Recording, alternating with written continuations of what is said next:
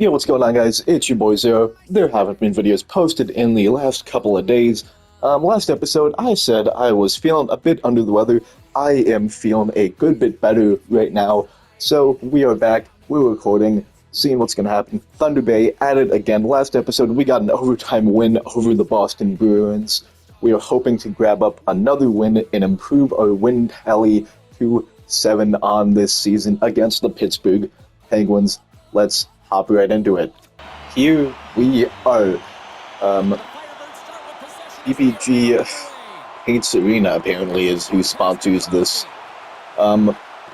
Pittsburgh Place, not really gonna question too much, I suppose, as I can't really talk because I completely forget what our arena is called ourselves. I named it after, I believe, just a local sporting complex in the Thunder Bay area, so I don't really have all that much to say about that.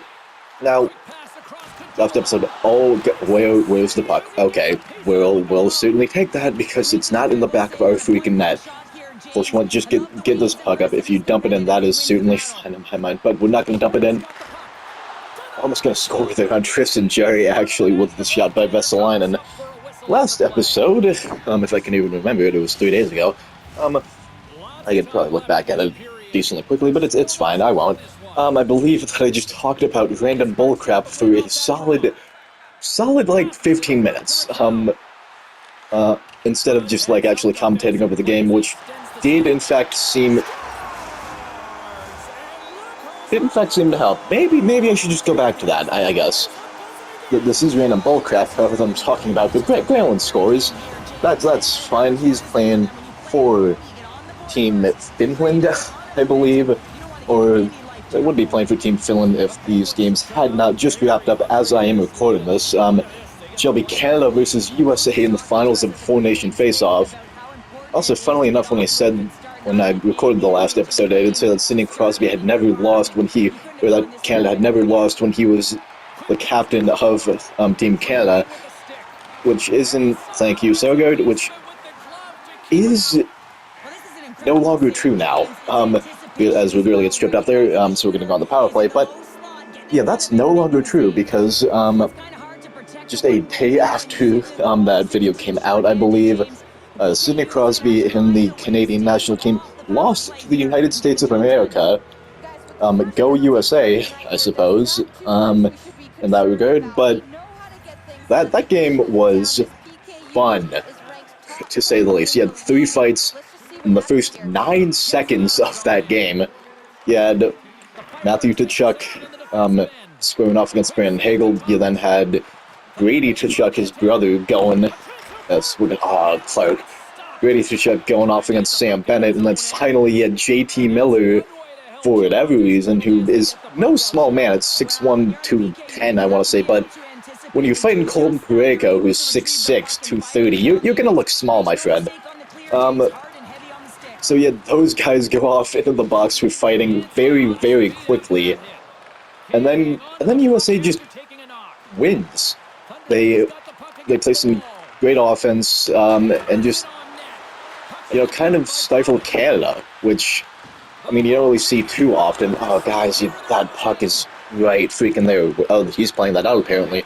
But it was a great 3-1 victory for America, so they will be facing Canada in the finals of the Four Nations Face-Off. Get that over, Clark.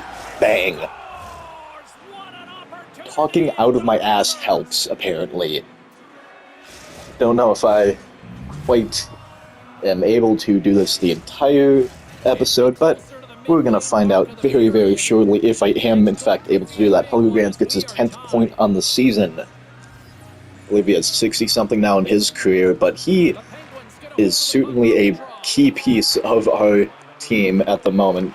Got him from Philadelphia for not too much, if I'm recalling correctly. I think it was maybe like a 2nd-round pick plus some other assets, but for what he is in terms of our team, a top 2 defenseman when he really wouldn't be like a top 6 defenseman or just in the freaking team.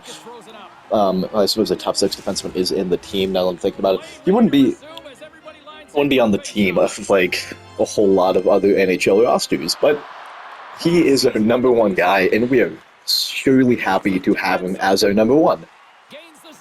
Speaking of number ones, goaltending, number one Mads Søgaard certainly would probably be a backup on most teams, but he is going to be the guy that is hopefully, oh, Schwinn got poked away, and you immediately trip a guy. Let's just grab this puck, and you shall head off to the box, my friend.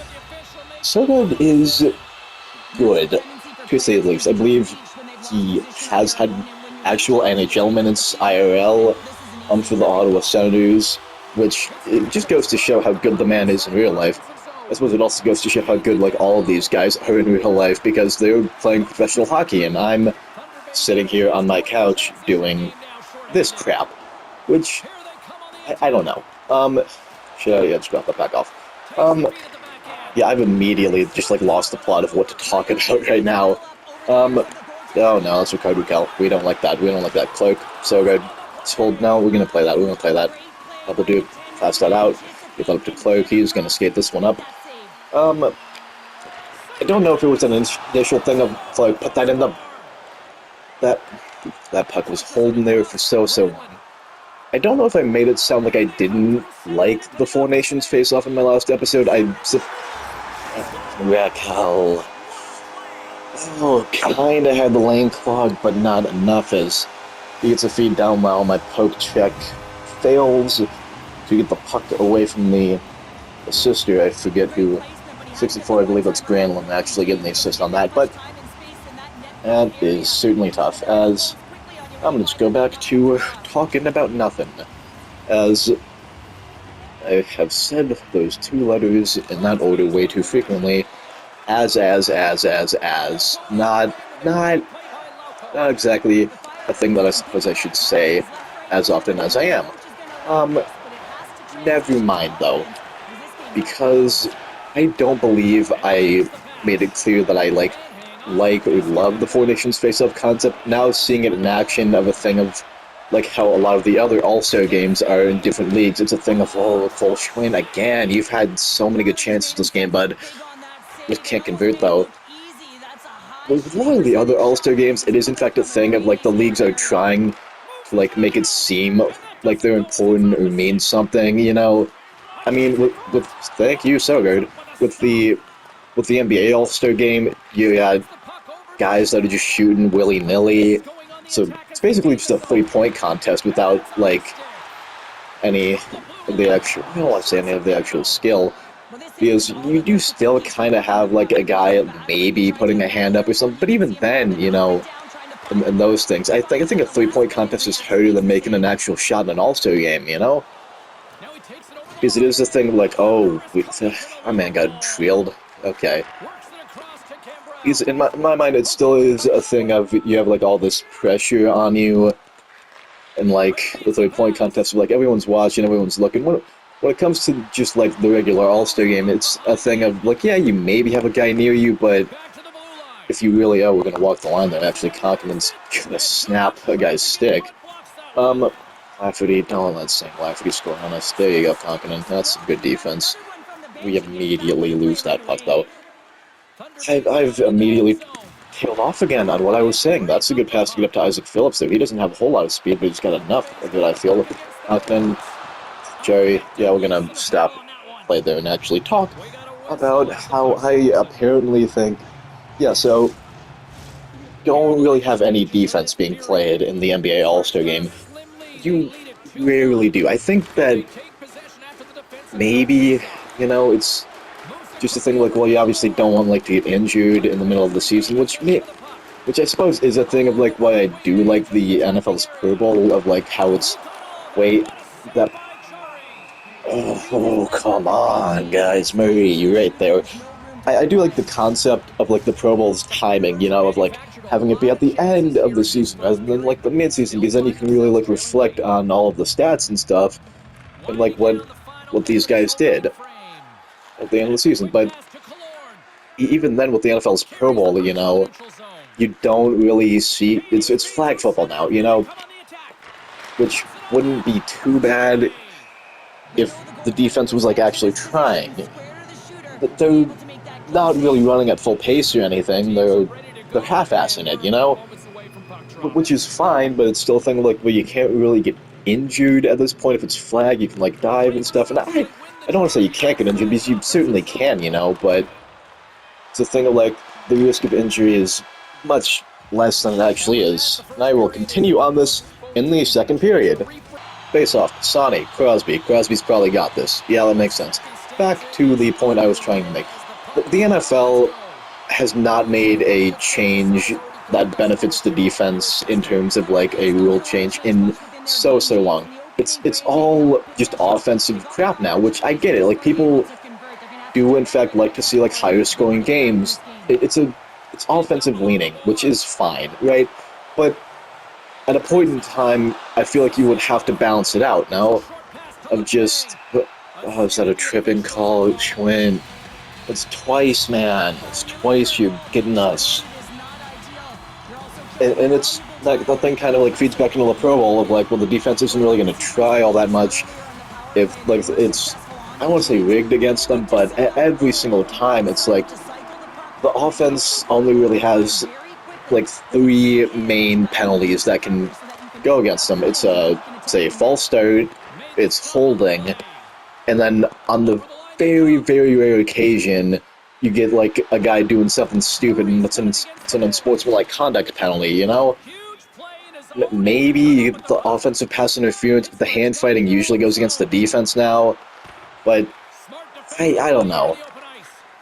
Here with like the NHL's new, it's not even an All-Star game, I can't say, because it's not an All-Star game, it's the Four Nations face-off. You do have this thing of like these guys want to play, they go hard, they play the very best because they're showing up for their country, which is a thing of like I certainly understand that. You like with the All-Star game, you do want to have like team pride and stuff like that, but you're gonna show up and show out for your country at the end of the day is the main thing, right? So good. We are so appreciative. At least I'm very appreciative. Flip that one out. Make sure to get a line change in. I still would like to maybe see. Well, you can't be like more nations with it though, because that's a great. That was intercept Pisani. That puck is going away. Cologne, Gula, get that one up. Because a lot of these guys from like other nations, like Draisaitl, Stützle, Paterka, are the German guys, right? But you don't necessarily see like a whole lot of other German players. But those are 3 fantastic guys that are just kind of left off rosters, because or like don't really get any like action during this time because they aren't a part of. Okay, Pisani, that's a weird one, but we'll certainly take it. Vesalainen passes that one out. I'm trying to get it to him. Believe Jerry pokes it not quite away, and he just kind of collects the scraps up in the middle. So that's a good goal, tied at 2. But you have David Pastrnak for Czechia, who can't really participate in this, despite the fact that he's been a consistent contender for the Rocket Richard for the past. He was drafted in 2015, so I can't say decade, but for the better part of half of a decade, if we could take this puck off of Jake Gensel's stick. You want to talk about a guy who's having a freaking damn good Four Nations face-off. Jake Gensel's your man. That is Jeff Petrie hitting the post, and I don't appreciate that. Russia's another one, because I legitimately just saw freaking Evgeny Malkin. Russia has so much talent when it comes to the NHL, right? And I certainly... Is that interference, or that's boarding by Sidney Crosby? Can't do that, said the kid. It certainly is a thing now of, like, with Russia and the war that they started. I don't want to get political, but you can't do that, okay? You can't claim that something is yours when this has been, like, rightfully theirs for, like, so long. Which is also kind of what, like, America's doing right now with Greenland and also Canada, which... Oh my god, Pisani, that's a bad pass. We're just kind of bullying Canada and Denmark, who owns Greenland, I believe. I'm not sure what, like, the status of that is. Schwinn, again. Ragnarsson, you're right freaking there. Just put it, like, in the net. You have most of it open. Nope. Poland, no thank you. Okay.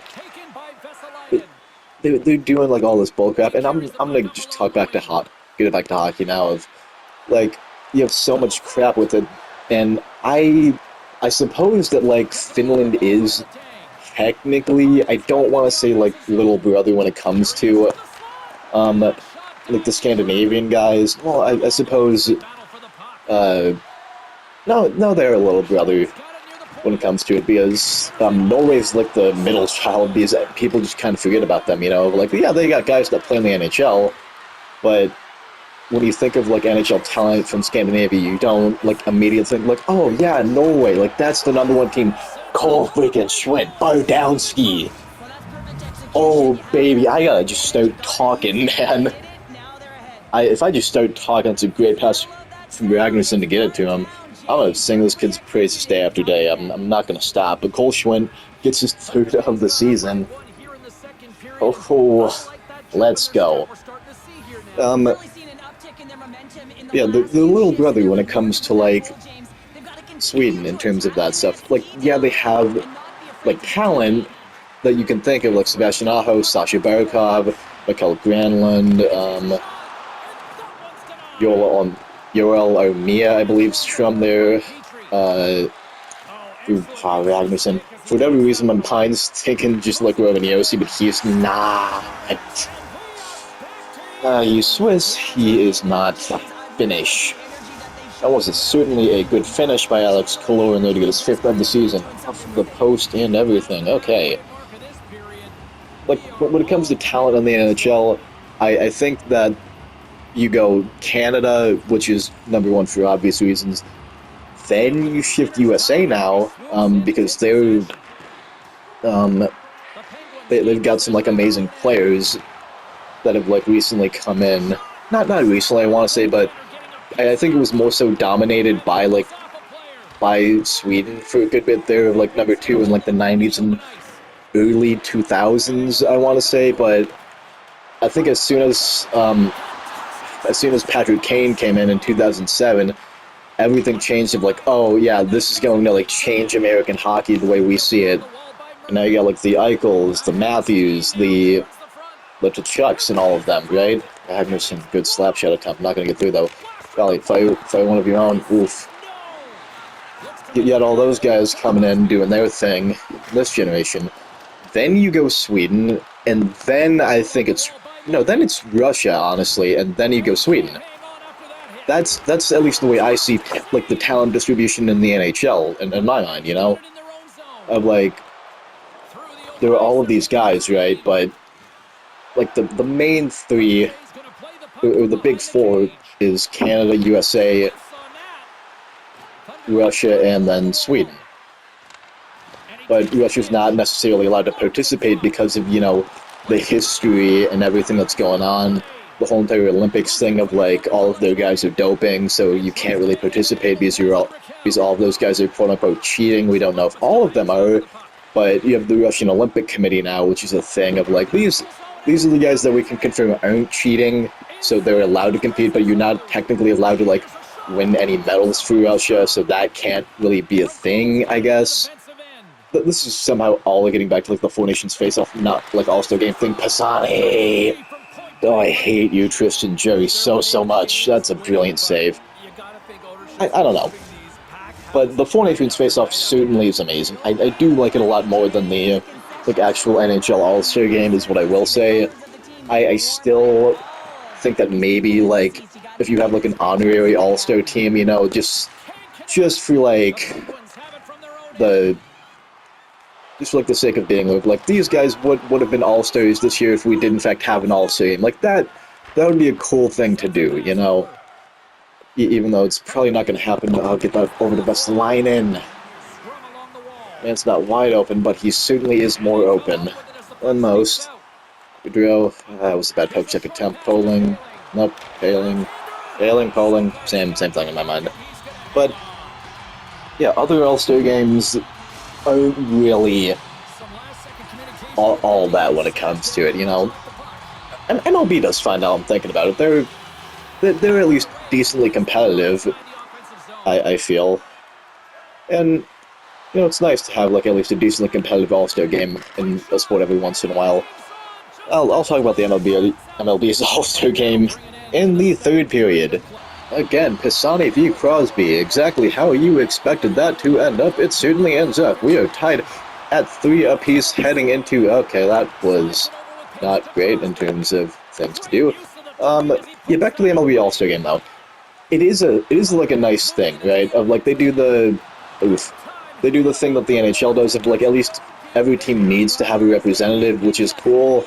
It is another thing, though, of like, if you see guys on teams that have like 20 wins at the All-Star break, you know, you're gonna be confused as to why there's like a guy from the Chicago White Sox, for example, just like on an All-Star roster. So these guys, I don't want to say they're all bums because they made the MLB, but compared to like a lot of the other MLB players that are here, like, I don't understand what Mr. White Sox #1 is doing. I can't name a Chicago White Sox player. I suppose that's what I'm getting at right now. But it is still a thing of like, with the MLB All-Star Game, you have numerous amounts of players, and like, you don't necessarily see pitchers. Oh my freaking god! We cannot get the puck out to save our lives. No. You don't see guys in like you don't see pitchers in the MLB All-Star Game throwing just like 76 miles an hour, 80 miles an hour to just like save their arms and stuff. You don't see them necessarily like not exactly trying their best, I guess. But then again, it's a thing of like, with the pitchers, you maybe get an inning or a third of an inning, you know? Or that one, we have 2 freaking guys there, and neither of them want to take that. Come on, dude. The pitchers are going out there and still, like, throwing near 100. They're throwing, like, close to the max. The hitters still kind of get into it. Yeah, Jarren Duran, who was the All-Star Game MVP last year, I believe he hit a grand slam in the game. I don't know exactly. Can we stop tripping, guys? Dear Lord, that's the one thing that's been a constant in this game, is that we just trip people. That's gotta stop. It is also a thing of it is AL and NL, right? But there are 15 teams in each league, unlike where it's only 8 in just not the conferences, 8 in the divisions for the NHL. That broke a stick, and I am happy that play is dead, because we would have had a guy without a stick, and that would have probably led to a goal. Yeah, it's 8 and then 3, I think, as the extra. So you have 11 guys per division that get to go to the All-Star Game, whereas with like the AL and NL stuff, you have, I don't know if I should have attempted to put that elsewhere, but can't think about that now. With the MLB, I think you have maybe 20 guys per... Okay.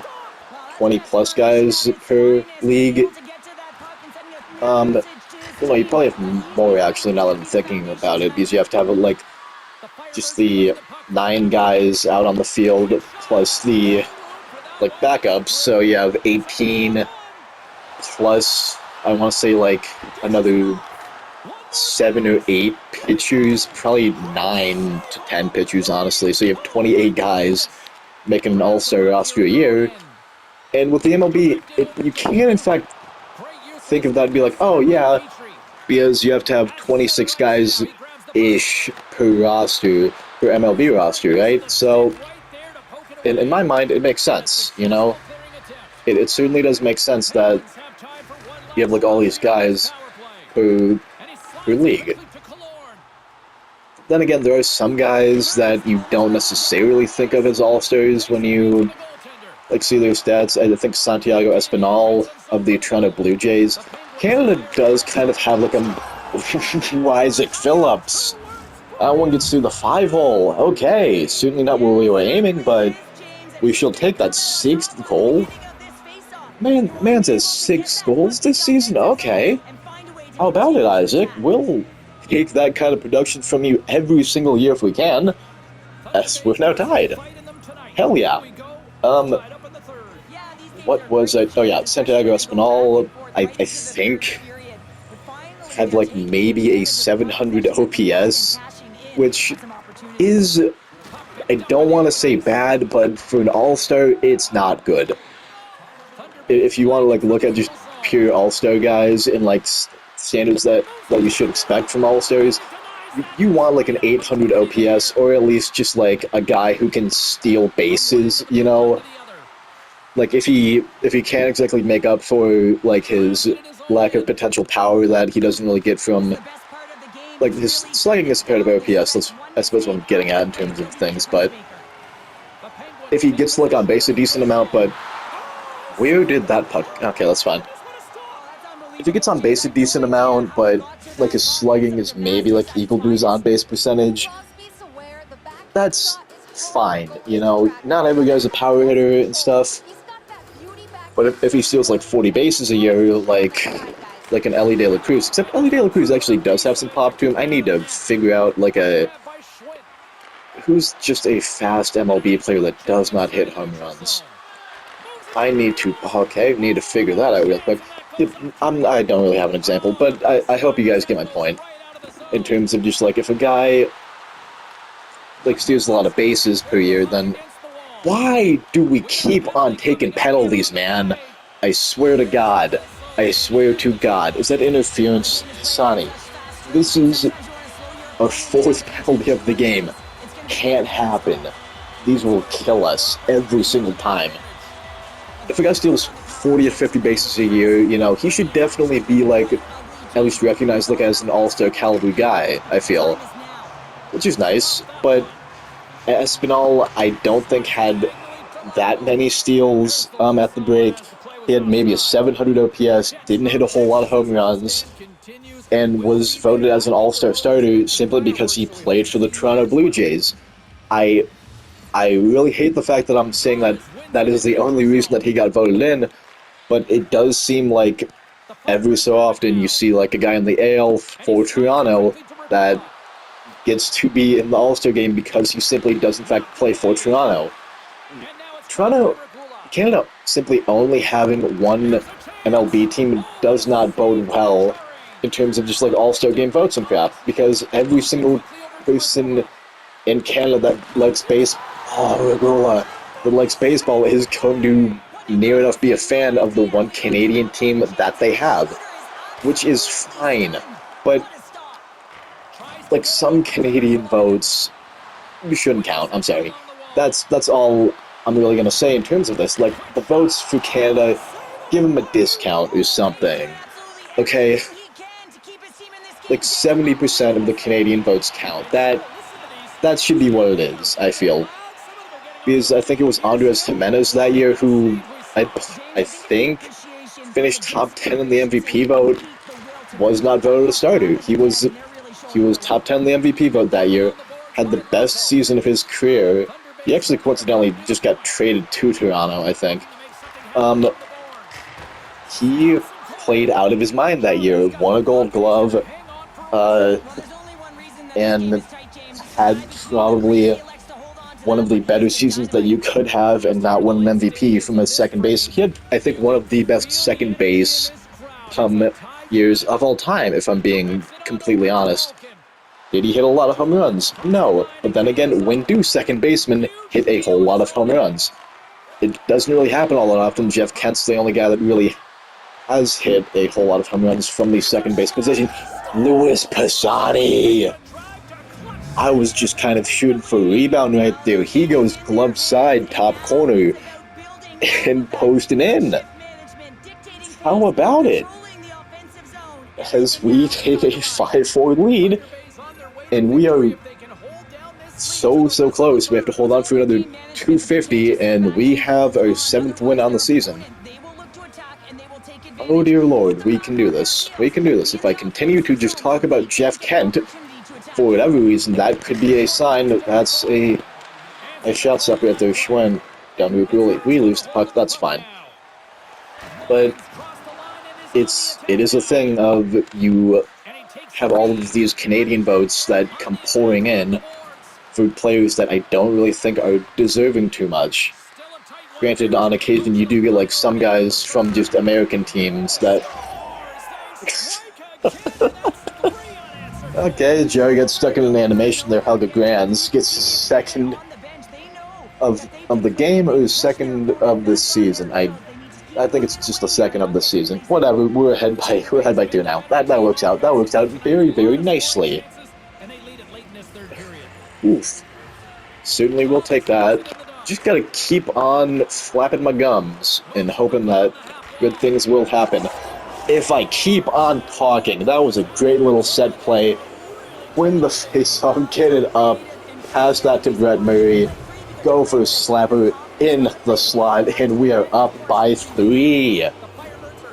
We've taken control in these last couple of minutes here. Dear Lord, Pittsburgh doesn't have an answer.